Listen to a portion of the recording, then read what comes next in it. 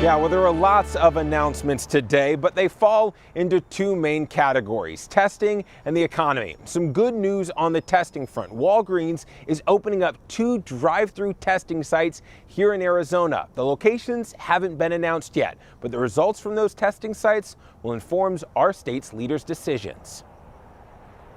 We need additional testing in Arizona, and every governor wants more. Fortunately, Arizona's getting more. 15 new rapid federal testing machines and the Walgreens testing to help identify people currently infected. The University of Arizona assisting with pinpointing who was infected, making 250,000 of these antibody tests available for Arizonans, starting with our frontline medical personnel and first responders. The antibody tests are important to identifying community exposure and potentially inferring immunity. So we can't guarantee you'll have immunity, but we need to get the data. Health officials have been gathering more data every day. Dr. Kara Christ sharing Tuesday, Arizona's currently in good shape when it comes to our number of ICU beds and ventilators. COVID patients account for less than 10% of the total inpatient beds each day. And finally, after weeks of pressing for transparency,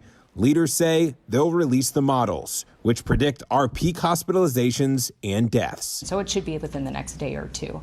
We will be sharing that, and we'll be sharing all of the data that goes along with that. Something that'll take longer: restarting the economy. Governor Ducey says he wants things to return to normal, but as April 30th approaches, he's focused on safety as he considers extending closures. As we get closer to that date, we will be tracking even more closely the data and continuing to work with public health officials on what comes next. The governor emphatic Arizona will make its decisions independent of other states and even President Trump. I'm going to make the best decision for Arizona, so there's your answer. And then there's baseball. The governor casually mentioning, I have had discussions with the commissioner. Ducey letting him know Arizona is very open-minded to hosting whatever Major League Baseball would like from the state. But right now, that reality or fantasy seems far away as Arizona takes its battle with COVID-19 day by day.